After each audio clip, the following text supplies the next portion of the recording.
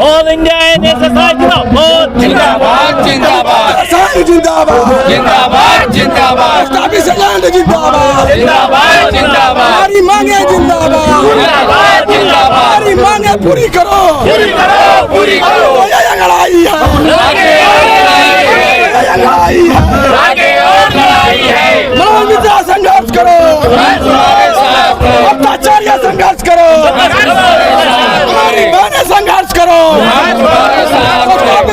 जिंदाबाद हमारा नाम है अजीत मंडल।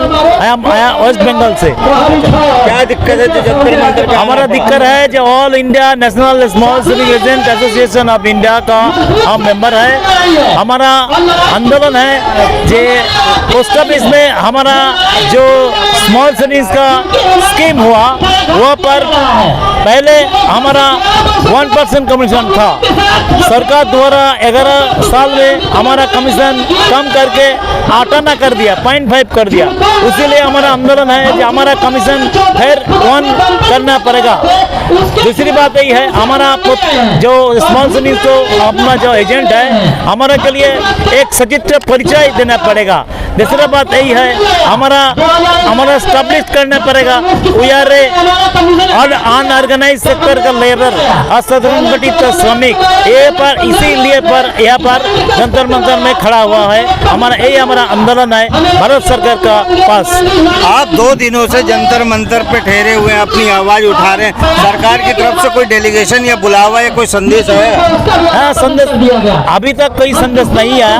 हम विभिन्न मीडिया से जंतर मंतर से हम हमारा जो आंदोलन उसका हमारा जो फाइनेंस मिनिस्टर है भारत सरकार का सम्मानीय निर्मला सीतारमण जी के पास का हमारा आंदोलन पहुंचना देना पड़ेगा। इसीलिए हम 3 अक्टूबर से 6 अक्टूबर कर्म विरोधी करने के ये फाइनेंस डब करके दिखाना चाहता है कि हम लोग जो ऑल इंडिया से काम करेगा इसीलिए बहुत मानी पोस्ट ऑफिस से जमा पड़ेगा। हम लोग जो कर्म विरोधी किया इसीलिए खूब कम ज्यादा कम अर्थ पोस्ट ऑफिस से जमा पड़ा।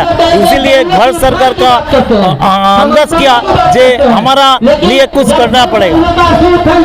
अगर सरकार नहीं करती है 2024 का चुनाव आ रहा है उसको कैसे देखेंगी जनता देखे जे हमारा जो देश का सरकार चल रही है इस सरकार के लिए हमारा बहुत दिक्कत है जे हमारा जो आंदोलन तो जो मान्यता नहीं दिया इसीलिए हम सरकार को नहीं देखना चाहता। सरकार यदि हमको देखा तो हम तो सरकार को देखा ये इसे तो बराबरी बात है। आपको जानते हैं ये आप महिला है आप कैसे देख रही हैं? चलिए आप भी बताइए। महिला हमारा जो महिला समृद्धि योजना का एजेंट है हमारा जो महिला जो प्रधान क्षेत्रीय बचत योजना वो जो एजेंट है इसीलिए वो दाबी है कि हमारे लिए पोस्ट ऑफिस में जो क्षेत्र है कर्म क्षेत्र है उसी में सर्विस ज्यादा होने पड़ेगा। कमीशन बढ़ाना पड़ेगा। महिला चाहता है महिला जंतर मंतर के इस धरती से सरकार को क्या संदेश देंगे? संदेश देना है जे सरकार आप 2024 से लोकसभा जो निर्वाचन है निर्वाचन का हम बढ़ता देना चाहता है कि हम जो ऑल इंडिया से 5 लाख ज्यादा एजेंट है वो जो परिवार है पर फैमिली वो 4 है तो 20 लोग हमारा वोटर है। ये वोटर मांगने के लिए हमारा कुछ दावे जो एस्टैब्लिशमेंट नहीं हुआ हम उसको जानना पड़ेगा जो हमारा भी दरकारी है अभी अगला निर्वाचन के लिए। हम उत्तर प्रदेश के मऊ जनपद से वीरेंद्र कुमार पांडे। हम लोगों की पीड़ा है कि हमारे कमीशन कम किए जा रहे हैं और जो सरकार द्वारा नई नई स्कीमें लॉन्च की जाए उसमें हमको कमीशन नहीं दिया जा रहा है। हमारी ये मांगे हैं और जो हमारे पहले कमीशन थे वही हमारा कमीशन कम से कम बहाल किया जाए। ये हमारे ऑल इंडिया संगठन की ये मांग है। सरकार की आखिर मंशा क्या है? वो गरीबों पे क्यों चोट करती है, अमीरों पे क्यों नहीं करती? सरकार की ये मंशा है कि हम धीरे धीरे एजेंटों को यहाँ से हटा दें, जबकि सरकार अपने घोषणा पत्र में और चुनाव जीतने के समय वादा की थी कि सबका विकास की बात हम करेंगे, सबका साथ सबका विकास की बात करेंगे। लेकिन आज सरकार सीधे उसका उल्टा काम कर रही है, गरीबों का विनाश कर रही है। और बड़े लोगों के विकास की बात कर रही है। अगर सरकार हमारी बातों पे ध्यान नहीं देगी तो लोकसभा के चुनाव में हम 5 लाख अभिकर्ता और हमारे 5 लाख अभिकर्ता के परिवारों के साथ हम 1 करोड़ के साथ सरकार को जवाब देंगे। ये हमारी राशन दे रहे हैं मोदी जी। और राशन किसको दे रहे हैं? राशन जो दे रहे हैं वो निम्न वर्गों को दे रहे हैं फ्री में, उनको कामचोर बना रहे हैं। हम मिडिल पढ़े लिखे शिक्षित समाज से आते हैं। हम देश के विकास में, हम देश के इंफ्रास्ट्रक्चर के विकास में हमारा बहुत बड़ा महत्वपूर्ण योगदान है। जब देश आज़ादी के बाद कंगाली से गुजर रहा था, तत्कालीन सरकार इस अभिकर्ता का सृजन किया ताकि कुछ पैसे आए और देश का विकास हो। तब से आज तक लगातार इन अल्प बचत योजनाओं के जो वित्त मंत्रालय का होता है, हम अभिकर्ता जो राष्ट्रपति द्वारा नियुक्त किए जाते हैं, हमने जमा कराकर पोस्ट ऑफिस से कमीशन लेकर अपने परिवार का भरण पोषण करते हैं। लेकिन पिछले 2011 से उस समय तत्कालीन कांग्रेस की सरकार जो श्यामला गोपीनाथ कमेटी की रिपोर्ट बैठाई, बंद कमरे में एयर कंडीशन रूम में बिना जमीन के हकीकत जाने उस समय पीपीएफ सीनियर सिटीजन पे कमीशन खत्म करके और बाकी सभी स्कीमों में आधा कट कर दिया।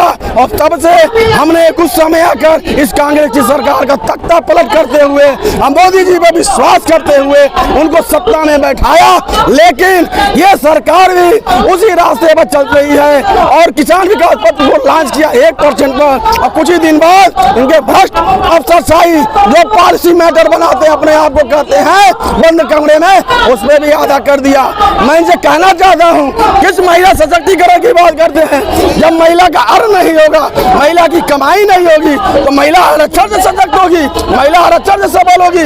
एक तरफ आपके पास रोजगार नहीं है, मानते हैं चलिए डिजिटल इंडिया हाईटेक कर रहे हैं, लेकिन जो रोजगार में लगा है जिसमें 70% महिलाएं काम कर रही हैं, उसको तो सबल करिए। हम आप रुपया ही न जमा करते हैं, चोरी तो करते नहीं है, बढ़ाने की भी बात नहीं करते हैं। 2011 में जो कटा, उस समय तत्कालीन हमारे गोरखपुर के सांसद हुआ करते थे आदरणीय चीफ मिनिस्टर योगी आदित्यनाथ जी, हमारे कार्यक्रम के चीफ गेस्ट थे। उन्होंने वादा किया था कि आपकी मांगे जिनमिन है, हम सरकार में आएंगे तो आपकी बातों को लागू कराएंगे। तो हमने बड़ी उम्मीद भरी, इनके प्रकाश जावड़ेकर जी थे, उन्होंने भी कहा कि आपकी मांगे जिनमिन है। संजय निरुपम ने कहा, जो आज भी पड़ा हुआ है गूगल पर 2011 में, कि इनकी जो कमीशन है महिलाओं की 6% होना चाहिए, अभी कर 2% होना चाहिए। लेकिन ये सरकार उसी रास्ते पर चल रही है, देश का विकास, राष्ट्रवाद, धर्मवाद। अरे हम भी तो तुम्ही को आप ही को वोट दिए, आप ही को बनाए, फिर सबका साथ सबका विकास, फिर एजेंटों का क्यों हो रहा बिना? हम ये पूछने आए हैं, हम अपना हक मांगने आए हैं, हम पत्थर चलाने नहीं आए, हम लाठी खाने नहीं आए, हम अपना हक, अपने परिश्रम का पारिश्रमिक शुल्क मांगने आए हैं। महिलाओं को आरक्षण दे देंगे तो महिलाएं मुख्य धारा में आएंगी कैसे? जब तक वो कमाएंगी नहीं, सबल नारी नहीं होगी, तब तक उस समाज के अंतिम पायदान पर जो इनका सपना दीनदयाल जी का है अंत्योदय का, वो कैसे मुख्य धारा में आएंगी? पहले सोचे ना, पढ़े लिखे समाज होकर रोजगार न मिलने के कारण आज पोस्ट ऑफिस की जैसी करते हैं, और ये डाकघरों में इनका ऐसा बिहेवियर है कि हमको हीन भावना से देखा जाता है। थोड़ा सा अधिकार दीजिए, हम यही सरकार से कहने आए हैं, गुजारिश करने आए हैं।